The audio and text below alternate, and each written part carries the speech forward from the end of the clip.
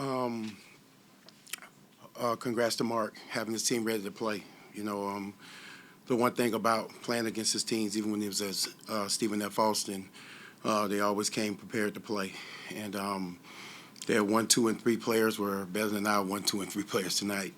Um, we had I don't know what happened at the beginning of the game with the sense of urgency with us, but something that we got to fix, and we'll take care of it when we get back. But can't take anything away from West Virginia. They played a really good game tonight.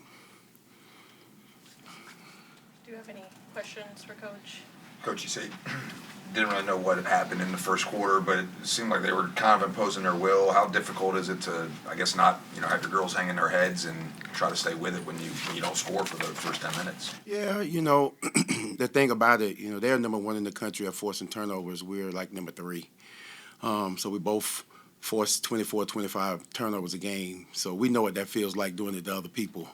I still think at the end of the game, we forced 21, they had 22. So again, we've had stretches where we've been through that before. So we know what it's like. We practice that way. So we should have made the adjustment mentally and, with your mental toughness and be able to say we got some resilience to be able to come back and be able to get some baskets. But again, when Layla Blair got in foul trouble, she's our go-to player, and now you're looking around and trying to figure it out just for a second. Again, when I looked at them and looked in their faces, just trying to figure it out too. Again, we've put people through that. The last 2 games, we forced 50 turnovers. And so, again, we came in expecting to be able to do that today. But, yeah, it's really tough when you get down like that because, again, it wasn't, no long spurts or anything. I mean, like at the media, it was like 9-0, so it wasn't nothing huge. You just need to buckle down, get a basket, and get things going. And, we just didn't do that.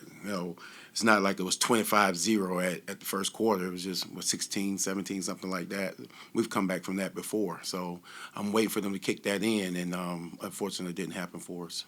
Coach, with Blair, how do you balance, you don't want her to get that third foul, but you've got to get something going at some point. Exactly. As a coach, you start to go through your head. If you can get on the run to get a few baskets, then you can get her back in the game. Hopefully she can add to that.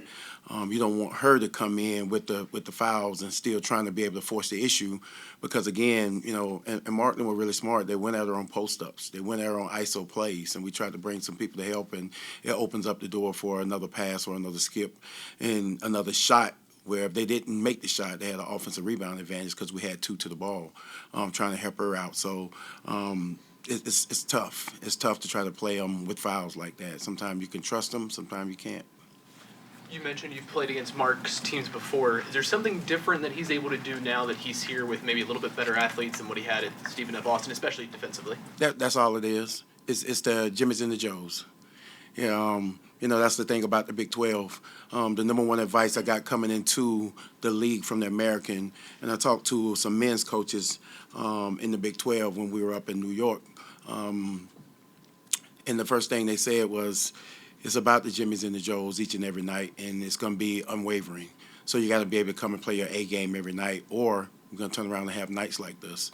But that's the difference. In the American, we were, a little bit more talented. We had a little bit more size, and then we were dominant with our pressing style on some games and some teams, and we can be able to force the issue and not even shoot it well on certain nights, but just be able to turn it over and still beat people. That's not happening in the Big 12, and that's the thing we have to adjust to.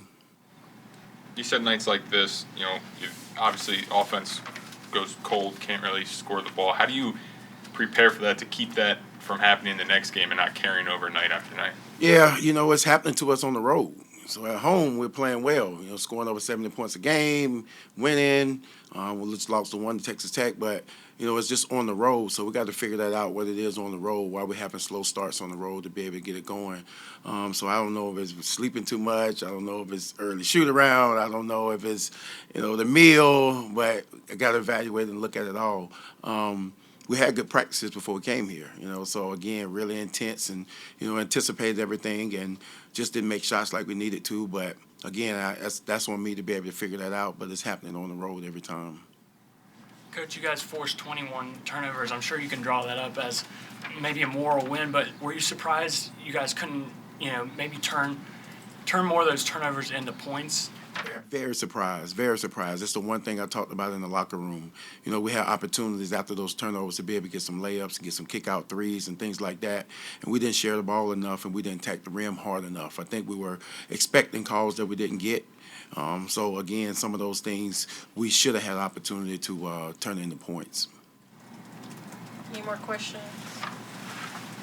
Thanks, Coach.